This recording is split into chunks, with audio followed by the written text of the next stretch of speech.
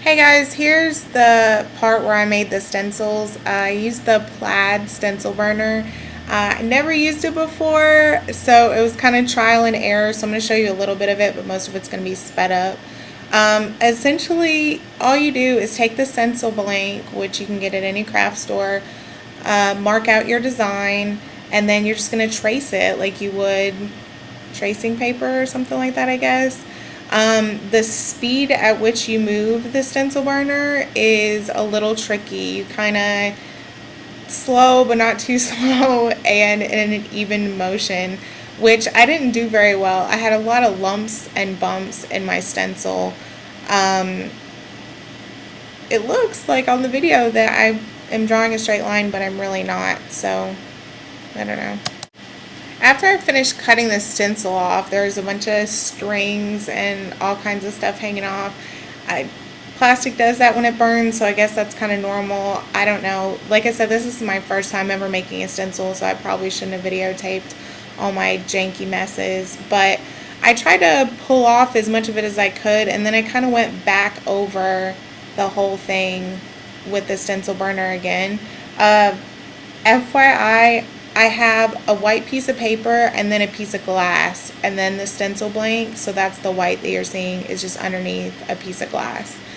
After I cleaned it up as best I could, then I just sprayed some glimmer mist and stuff on it to make sure that the stencil looked good, and it looked good enough for me, so there you go.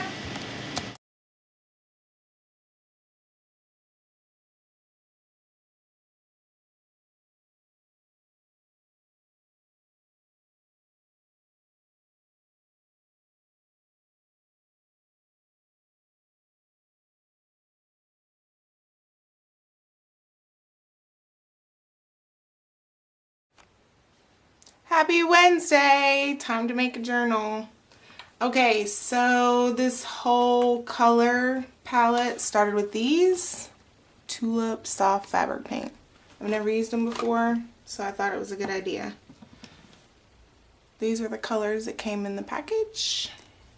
To them, I added these. I got some 3D paint. I got a big thing of white fabric paint.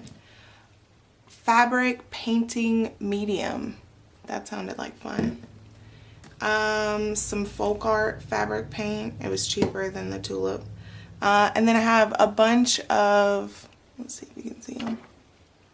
I pulled out a bunch of regular paint colors. 2 or 3 different shades of each one. Some daubers. Paint pens, and I'm going to use Sharpies. I got these, which I'm super excited about. Brush applicator, daughters. Now, this is the little bottle. This is the big bottle. So, I don't know.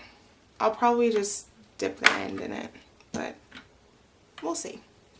Glitter. I'm not really a glitter person, but I might use it, and I am convinced that I'm going to use this on it. Snow Tex.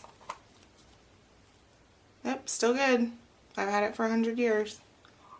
Still good. Okay, so we're going to use that, and then we're going to start off with this stuff being out of the way, so I'll be right back.